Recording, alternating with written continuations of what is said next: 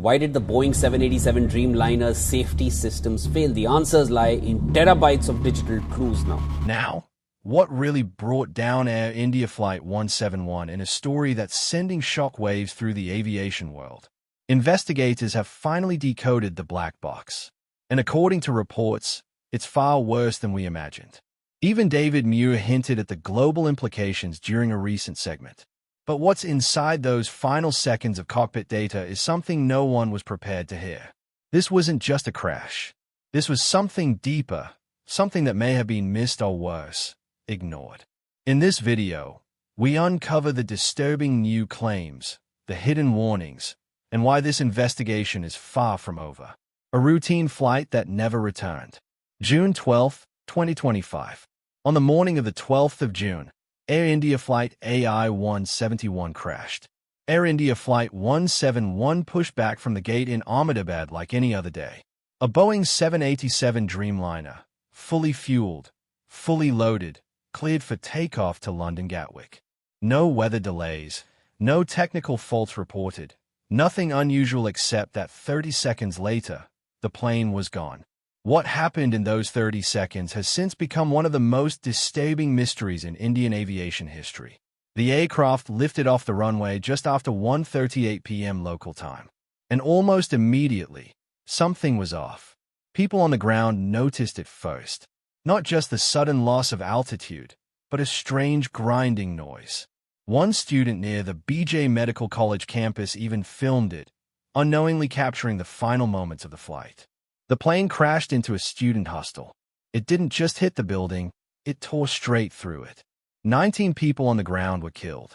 Medical students were killed and several others injured after an Air India flight crashed into the BJ Medical College campus in Ahmedabad today.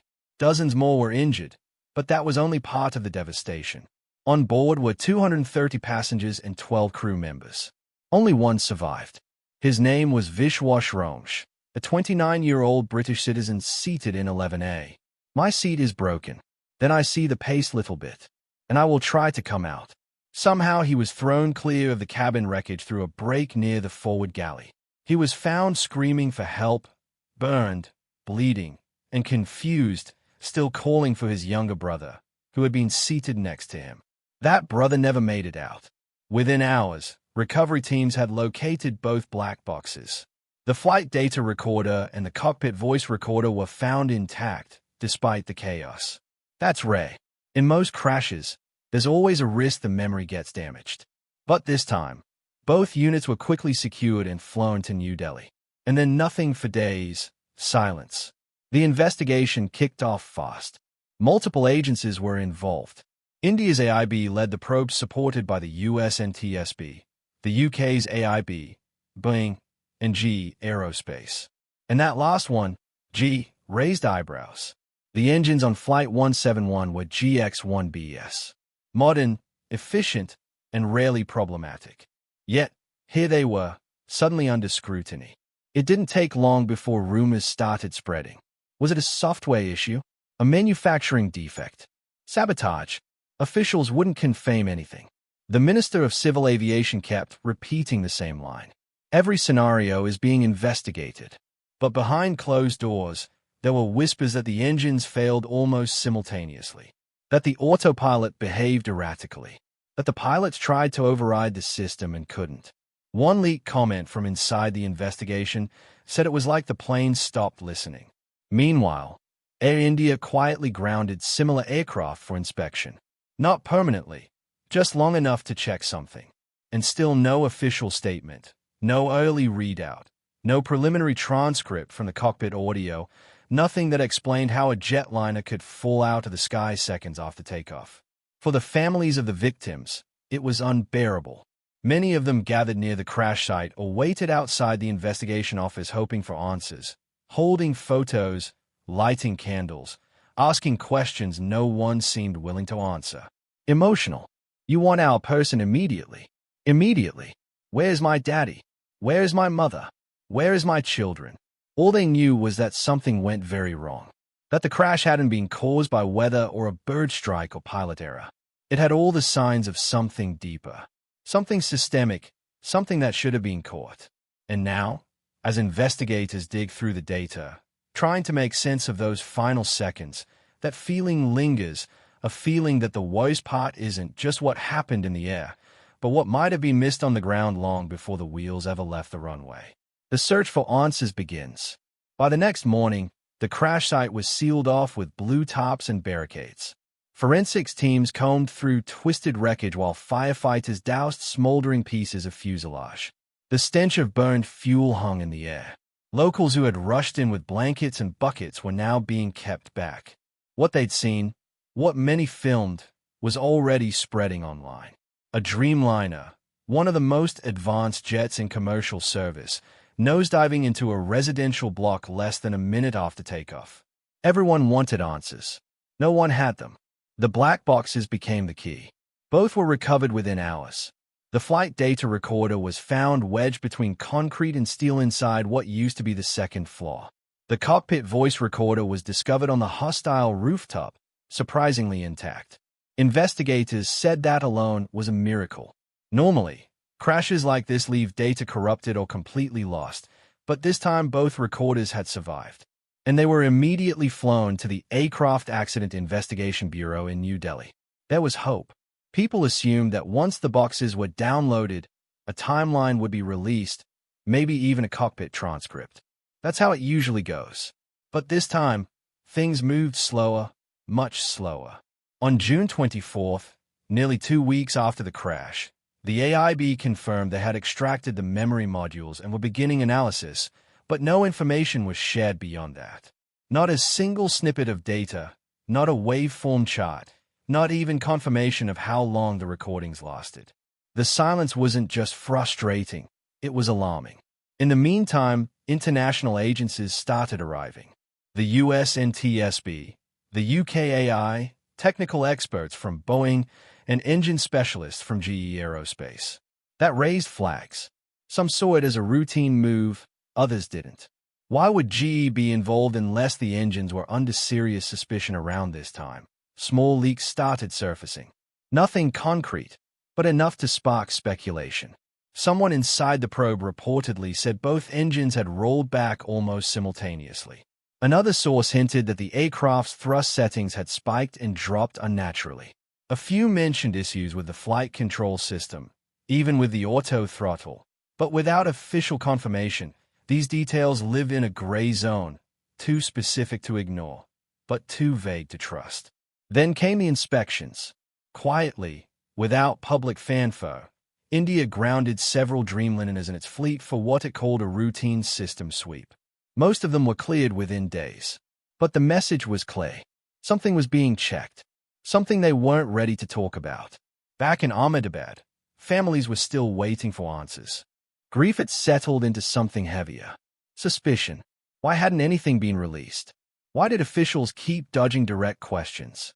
Why did it feel like no one wanted to say what really went wrong? One reporter finally asked the question out loud during a press conference. Is this being treated as a technical malfunction or something else? The minister didn't flinch. He gave a neutral response. All possibilities are being evaluated, including sabotage. That single word, sabotage, changed the tone of everything. People had already been theorizing about mechanical issues, software bugs, maybe even procedural failure. But that word opened a different door, one that involved intention, one that suggested someone might have done something. From that point on, the investigation entered unfamiliar territory. The focus wasn't just on how the crash happened, but whether someone knew it could, and if they did, why nothing was done to stop it. The black boxes held the answer. Everyone knew that. But until those recordings were decoded, until someone stood at a podium and told the public what really happened in that cockpit, the crash of Flight 171 would remain a story of silence. And behind that silence, something no one was ready to admit. Theories, leaks, and warnings ignored. Weeks passed, but the silence surrounding Flight 171 didn't break. Not in any official capacity. The investigation was moving. Yes, but only behind locked doors and vague press statements. Publicly, there were no answers, no details about the pilot's final words, no confirmation of what exactly the black boxes revealed. But quietly, through side channels, rumors started leaking out. Not wild conspiracy theories, but technical whispers, specific, repeated, and hard to ignore. The first persistent claim that both engines had throttled back at nearly the same moment. Not gradually, not as part of a normal climb, but abruptly, as if something told them to reduce power. Normally, dual-engine failure is extremely rare, almost unheard of on modern aircraft, especially without warning. But this wasn't just a power drop. According to one anonymous source, the flight data showed something worse. A moment where both engines were responding to faulty input and then silence. That's when attention turned to the engines themselves. The GNX-1B series built by General Electric had a strong safety record, but they were also deeply complex, fully digital, controlled by FADEC systems, full authority digital engine control. Basically, a software brain that manages engine performance. If that brain gets confused, the engines can do things pilots don't expect or worse, things they can't stop. Some began to wonder, had this happened before? Digging into past reports revealed a few worrying patterns. In 2019, a 787 experienced an uncommanded thrust reduction after takeoff. It was traced back to a sensor anomaly misread by the FADEC. Pilots recovered. No one died. But the software patch issued after that incident raised eyebrows because it was reportedly never mandatory. Operators were advised, not ordered, to update. And now, whispers started suggesting that Flight 171 may have been flying with an older version of that same software. Then came another leak, even more unsettling. A maintenance entry 2 days before the crash. A technician had reportedly flagged a momentary idle spike during engine run-up tests. No further action recorded. The aircraft remained in service. If true, it meant someone saw something odd and nothing was done. Boeing and GE refused to comment. Air India called the report unverified, but by now it was too late to stop the speculation. Every delay, every half-answer added fuel to the fire. Flight crews began talking behind closed doors. WhatsApp groups filled with screenshots of old engine advisories and PDF manuals. Pilots asked each other if they'd ever experienced weird throttle behavior on takeoff. A few said yes. None had reported it. Why would they? The plane leveled off. Passengers got their meals. Everything looked fine until now. And then buried deep in an aviation forum came another detail. An anonymous post claiming that early read from the CVR included confusion in the cockpit. Not panic, not screaming, but lines like, "Why isn't it climbing?" and manuals not responding. If those quotes were real, and that's still unconfirmed, it pointed to something chilling. Not just an engine failure, not just bad software, but a moment when the pilots couldn't override the system. They were locked out. At least that's what the whispers said. No official report has confirmed it. No press conference has backed it up. But the pieces, even if unofficial, are starting to line up. A flagged anomaly before the crash. A possible software glitch ignored. A sudden dual-engine rollback. And a cockpit that may have been trying in vain to fight back. It's no longer just about what went wrong. It's about who knew something might and whether they did enough to stop it. Black box decoded. The breakthrough came quietly. No flashing headlines. No liveriumed press conference. Just a series of leaks, expert whispers, and buried statement from officials who clearly weren't ready to face the full weight of what had been found. But by late June, one thing became clear. Researchers had finally decoded the black box from Air India Flight 171. And according to multiple internal reports, what they discovered was far worse than anyone imagined. The cockpit voice recorder, often the most haunting part of any investigation, reportedly captured something deeply unsettling. There was no mechanical failure warning, no cries of distress, no explosion, just confusion, rapid-fire button presses, manual overrides, and a final moment where one of the pilots muttered, "We've lost both." Seconds later came a clipped, broken phrase that some believe was, "We have no control. The data ends just before impact." According to sources close to the investigation, the flight data recorder revealed that both engines entered what's being described as an uncommanded idle state, a near-complete loss of thrust at the same time, right after takeoff. This would have immediately triggered a stall. But here's where it gets stranger. Investigators say the thrust levers were manually pushed forward twice, yet the engines didn't respond. Not because they were broken, but because the FAEC system, the software brain that controls the engines, overrode the pilot input. If that sounds impossible, that's the problem. It shouldn't be. Reports suggest the system falsely believed the aircraft was still on the ground, sending the engines into idle and ignoring climb commands. This glitch, referred to in some internal documents as a ground mode lockout, has allegedly been discussed in technical circles for years, but critically it was never flagged as an emergency risk scenario. And that brings us to the part that investigators reportedly called the most disturbing. There was a maintenance entry log 2 days before the crash. Something minor, an idle fluctuation during startup, not unusual, but according to a confidential source, a technician did flag it for review. The aircraft flew anyway. Whether that note was read, ignored, or cleared under pressure to keep the schedule on track remains unanswered. But if true, this is shocking, not just because the warning was there, but because it may have been the only one they'd ever get. Some insiders now believe that the CVR and FDR data suggest the pilots were locked out of their own engines, not due to sabotage, not due to human error, but because of a system behaving exactly as programmed, just under the wrong conditions. And that raises uncomfortable questions.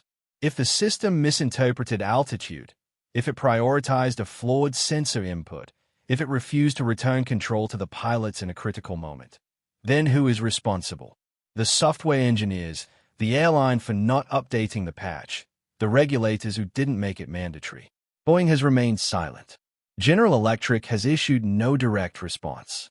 The AIB has refused to confirm or deny any of the leaked findings, but we're still left with a shadow of doubt. The full report isn't public. The data hasn't been independently reviewed. The cockpit transcript hasn't been released. So much of this is coming from inside sources, carefully chosen words, and unofficial summaries. And that might be the most terrifying part. If what's being reported is even half true, then this crash wasn't just a tragedy. It was a warning that may have been ignored until it was too late, and possibly one that's still not being fully acknowledged. Could this happen again? That's the question now sitting at the center of everything. Not just what happened on Flight 171, but whether it could happen again. And based on the patterns we're starting to see, the answer isn't exactly comforting, because this wasn't a fluke. Not in the traditional sense. According to multiple reports, what brought down that Dreamliner wasn't a catastrophic explosion or bird strike or even a pilot error. It may have been a chain of automated decisions triggered by known software behavior. And that means this wasn't random. It was possible, predictable, maybe even preventable. After the leaks began to circulate about the FedEx system possibly locking out pilot input, other flight crews started to speak up quietly at first. In private forums, in off-their-odd conversations, several reported strange throttle behavior during takeoff on similar aircraft, especially under specific conditions. One pilot said that months before the crash, he noticed an unusual pause in engine response right after rotation, lasting only seconds. He chalked it up to environmental factors. The flight continued without incident. But now is not so sure. And here's where it gets worse. These isolated incidents, most of which were never formally reported, line up with what the black box from Flight 171 allegedly revealed. According to people close to the investigation, the engines dropped to idle because the software believed the aircraft hadn't left the ground. That alone sounds absurd, but the FedEx system relies on multiple sensors. And if even one feeds incorrect data, the system can make choices that look logical on paper and disastrous in the real world. That's not a theory. That's how these systems work. In some cases, the pilot's manual input is only a suggestion, subject to override by automation, designed to protect the engines or prioritize fuel flow, even at the cost of responsiveness. It's the double-edged sword of modern aviation. Automation prevents 99 out of 100 problems. But if the problem is the automation itself, that 1% becomes lethal. This has sparked renewed scrutiny across the airline industry. Regulators in several countries have reportedly begun re-evaluating how software updates are classified. Right now, Most engine-related patches are considered recommended, not mandatory. That means airlines can choose when or even whether to install them. And in a world of tight schedules and cost-saving pressures, those decisions sometimes fall through the cracks. After Flight 171, Air India quietly grounded several of its 787s for inspections. Other carriers followed suit, not officially, not with headlines, but through backdoor memos and hush-hush maintenance sweeps. Technicians were told to check for any signs of idle anomalies. Software versions were reviewed, but still no one stepped forward to say, yes, this was the cause. No one publicly took responsibility. Boeing, meanwhile, continues to face criticism for its silence. GE Aerospace has offered technical assistance to investigators, but has not made any public comment about the engine's software under review. And with no official interim report released, everything stays in limbo, a confirmed pattern that hasn't been confirmed, a fix that hasn't been ordered. And so the question lingers, could this happen again? The truth is, maybe it already has. Maybe we just haven't heard about it yet because the previous crews managed to recover in time. Maybe their flights didn't crash, so their stories were dismissed. Maybe Flight 171 wasn't the beginning of a new problem, but the first time an old one wasn't survivable. Until someone steps up and explains exactly what happened, what was known, and what changes are being made, the threat doesn't go away. It just disappears back into the clouds, waiting for another aircraft, another climb, another 30 seconds that decide everything. A wound that won't heal. Weeks have passed and the official report is still under lock and key. Families wait. The media speculates. Investigators continue their work behind closed doors. But the silence is starting to feel like a verdict in itself. Everyone knows something is wrong, yet no one will say it plainly.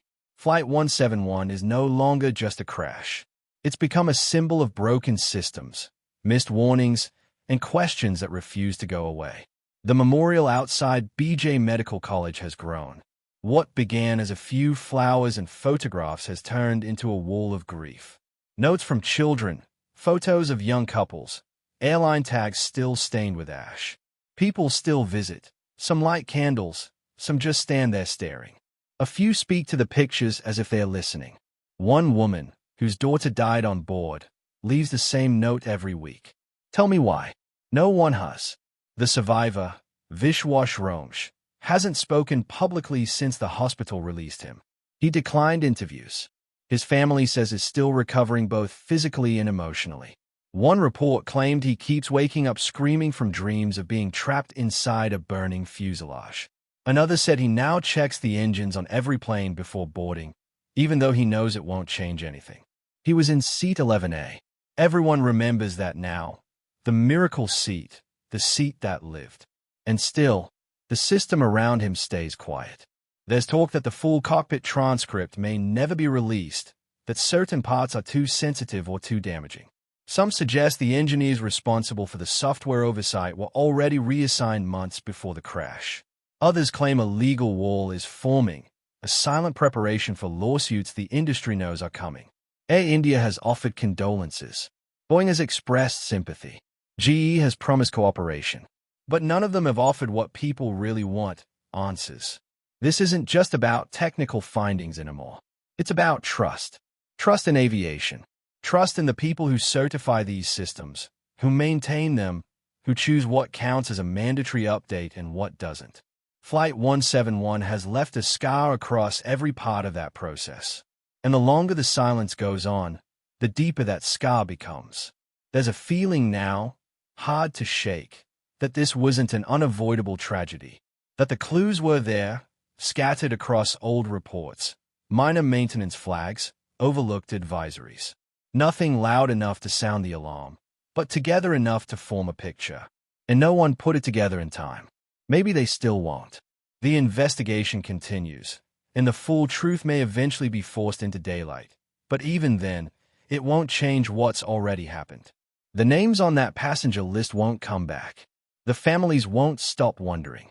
And every time another Dreamliner lifts off the runway, there will be people watching, holding their breath, and asking themselves the same question. Has anything really changed? Because wounds like this don't close with silence. and they definitely don't heal on their own. Should pilots have the final authority to override all automated systems during flight, no matter the risk?